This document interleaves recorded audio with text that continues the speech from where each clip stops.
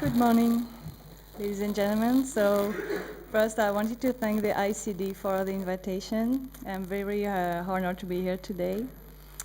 So I prepared a story to explain you my experience and share with you some photos I made during my 4 years immersion with the Atikamekw people in Quebec. So the Atikamekw people are one of the native nations in Canada, and they are the people who kept their native language very deeply in their culture. So this is a story I'm going to share with you today, and what strategies are using Native Immersion. Native Immersion is my agency now.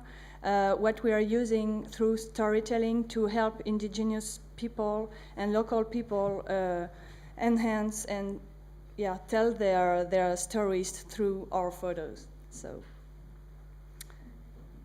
So we're nowadays at a turning point in our economies, and the more we behave global, the less we give a chance to the cultural minorities to come to light. However, in the tourism industry, too much standardizations leads to an increasing competition among destinations. But do we really need to put forward our performances, or can we bet in our differences? So this is what all the challenge is about. Indigenous and local cultures are the keepers of our civilization roots, and like a colorful patchwork of thousands of nations, languages, people, and stories, they now embody what deeply defines us as human beings. So I was invited today to talk about my company. So I said it's called Native Immersion, and the strategy to enhance Indigenous and local tourism businesses in an innovative way in order to name them genuine ambassadors of their regions and our country. So let me tell you our story. So we'll see the picture after, but all the pictures, as I said, displayed here, they were created during my 4-year-long cultural immersion into the Atikamekw ancestral territory in Quebec Boreal Forest. And my documented experience was used later to promote the Aboriginal local tourism office called Tourisme Manawan. So you can check the website later. Sorry? Okay. Okay. So I have no comments about the images, so you're going to just look at it while I'm talking, and I will let you ask questions after. And all the pictures you're seeing there, we're still using them as visual collection to promote the Atikamekw experience through the storytelling process.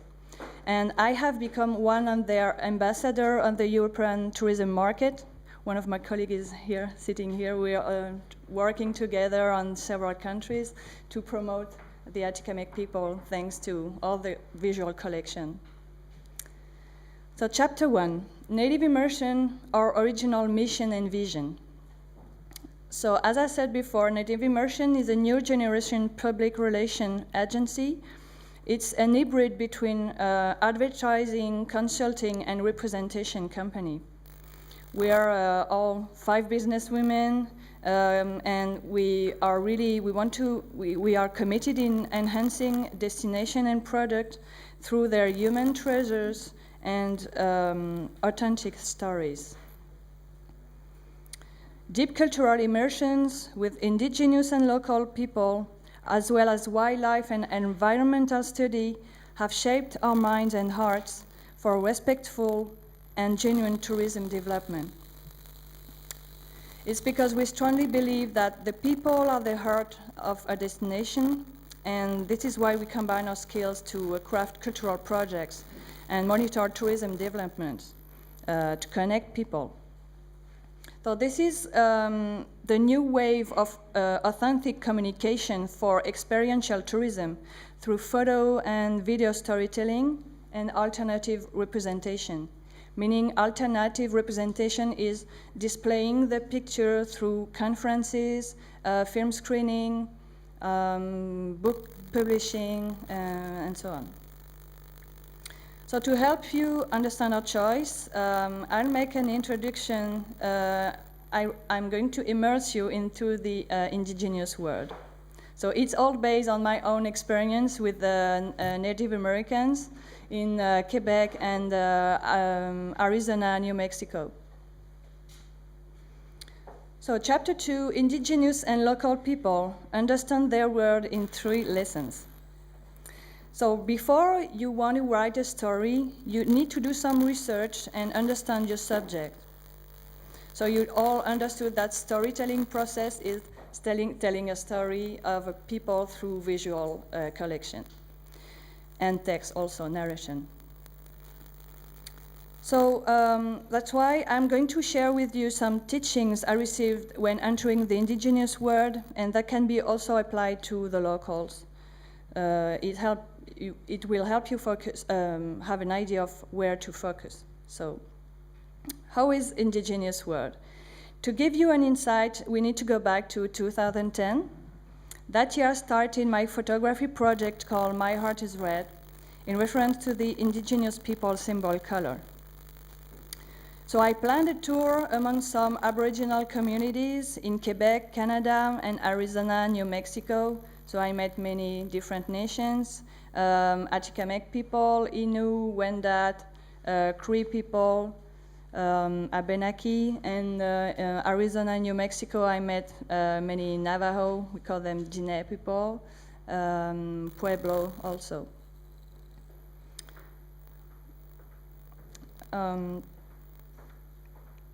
Yeah, so my goal was to document the life of contemporary Native people and show how they live authentically.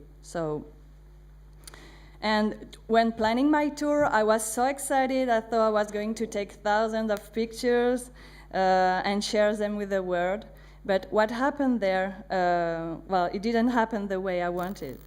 Because once on site with the people, I almost entered a secret world, and I lost the will to take picture on the first time, because I felt it was maybe too soon. And so I put away my camera, and I started to listen, to trying to understand the world, being like a child, learning things from their parents.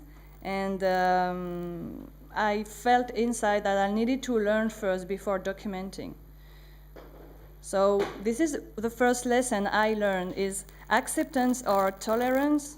It's linked to the experience I just explained, because I came here with expectations. I was there and I wanted to take many pictures, but it doesn't work like this. When you meet Aboriginal people, it's like also with local, you need to understand the people first and get to know each other before starting something more deeply in the documentation. So the teaching is don't come with high expectation and simply enjoy what life offers you. So this is a very important lesson that you need to understand if you want to work in the travel industry and on cultural project with Aboriginal people, because the reality is that most of the nations have kept in mind and saw the connection with environment, the elements, and do not fight or rage against nature. They deal with it instead. So it directly leads to the second lesson you learn right after. We live in a really different space-time. So as a joke, by the way, Native people use the expression Indian time. I don't know if you already heard about this. It's a joke that we're using when working or being with Indigenous people, and they also use it. It means when setting an appointment, we have a tolerance of about 1 or 2 hours. So it means that precise time is not it's not a big deal. So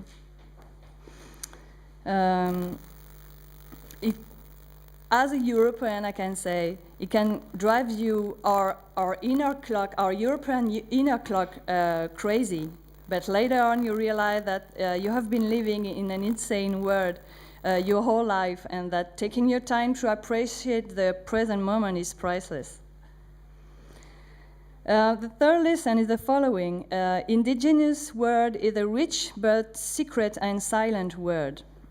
So I like it to compare it to the introvert word, where you have found a lot of I have found a lot of similarities. So favor, intimacy, and peaceful moments. Your passion will be rewarded, and you will learn a lot of unexpected stories far from our noisy world. So in 5 minutes, I taught you what took me 4 years to overcome. So this first chapter was a glimpse into my first cultural shock. I lost my bearings, but it was necessary to reset my inner clock and change my perspectives and give time to humans to open up. So it leads to the third chapter of my presentation. Chapter 3, why should we focus on indigenous and local people uniqueness? So in other words, why should we choose indigenous and local businesses image to embody our nation brand? So trying to understand why indigenous and local businesses were not starring into tourism sector in the past can simply be summed up into these words, often called primitive, and the fact that they were not adopting the leading group's social and business codes. Their difference was seen as a flaw and not an asset. However, as a whole, indigenous people constitute at least 370 million individuals, representing more than 5,000 district people around the world. So I would call it an underexploited treasure. Above all, the main asset of indigenous and local people is hospitality. So I've been traveling for more than 15 years, and I've always counted on other humans to live abroad. So this asset, as well as that makes them unique and incredible people, is directly linked to their humankind. So we should empower their strong sense of community and family through teaching, caring, and sharing. So it really sticks to the trendy experiential tourism definition, more and more popular in tourism evolution. So with a more general vision, local people from the farmer to the guest house owner, they are definitely the humans from the place. And this is the same for Aboriginal people. I'm talking about my experience with the indigenous people, but you can also apply some of these teachings to the locals. So the fact is that they know here better than you do. So having the right attitude and simply behave as an open-minded student and not as a colonist. Here to learn from them instead of giving lessons.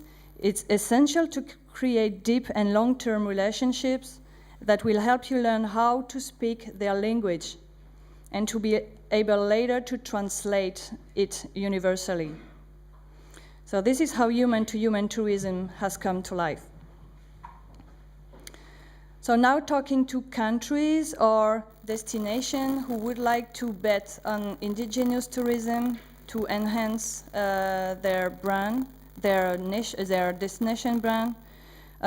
Empowering your locals will create an unprecedented nation pride. This will even encourage indoor tourism development, as well as currently we are observing, for example, with Canadians, increasing connection between Canadians and their First Nation through ecotourism activities.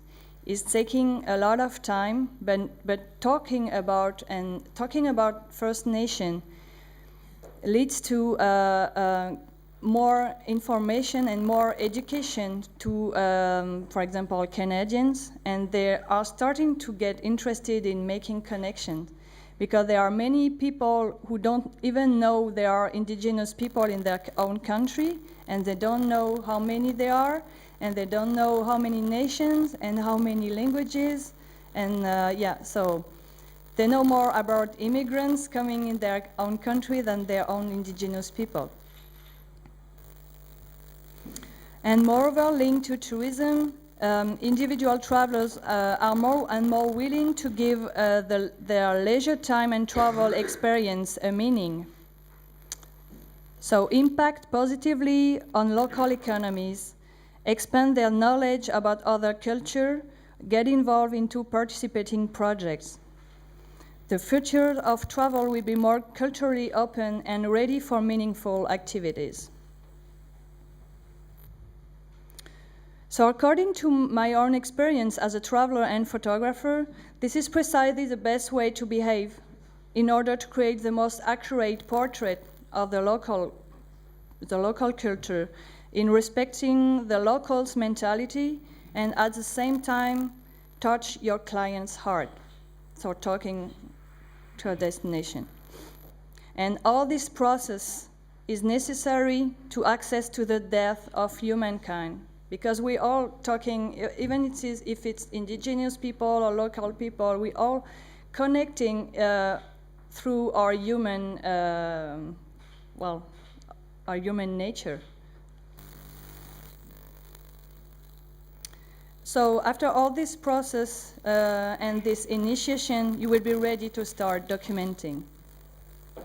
Chapter 4. So now using storytelling to portray experiential tourism.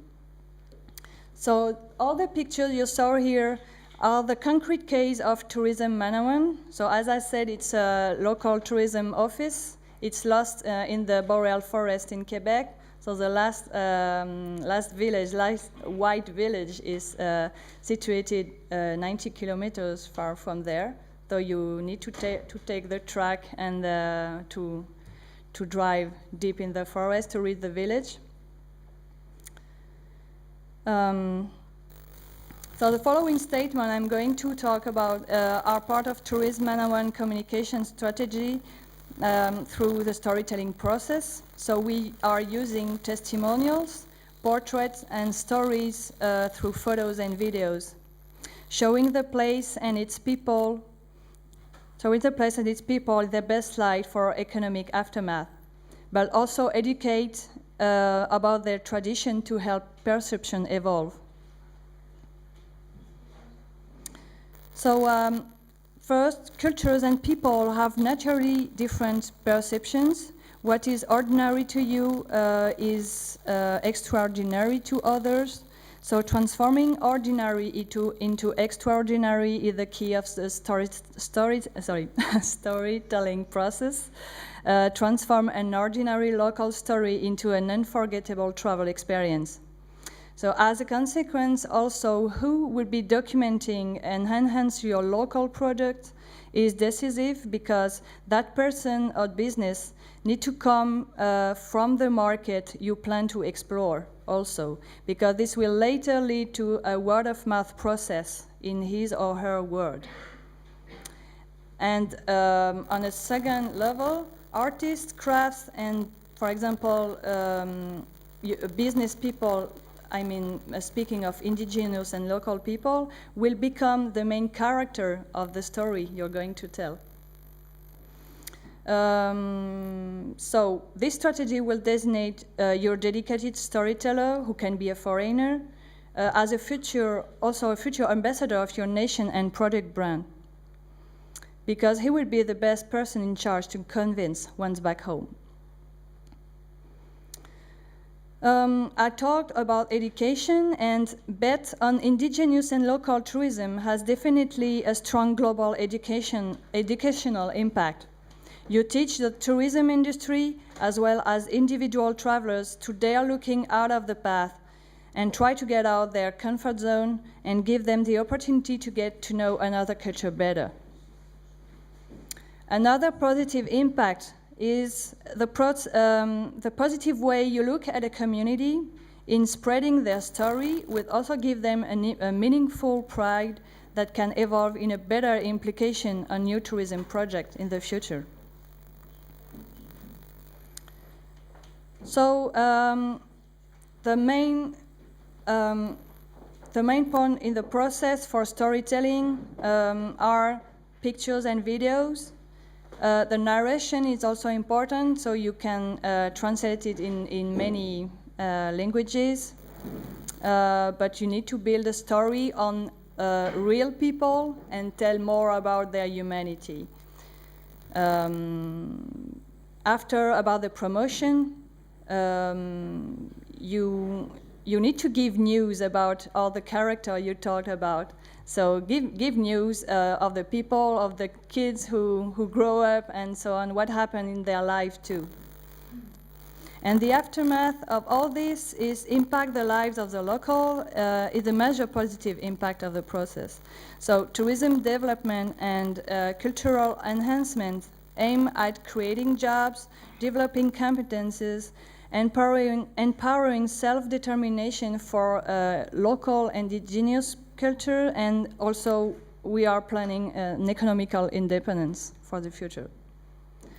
So as a conclusion, after spending 4 years in cultural immersion with the Atikamekw people in Boreal Forest and almost becoming a community member, I understood that the notion of value is very linked to collective human empowerment. It's a team job. You meet the people there, you are here to help them also tell their story, but what you are sharing with them is something so deep that it can change also your heart forever, and this is how you can also share it with other people, is the best way. So that's why I strongly believe that our diversity is what makes us all an original piece of art, and that it's worth to be shared. Storytelling is, to me, the future of tourism communication, and it will contribute in empowering genuine and healthy interaction between societies. Thank you for your attention.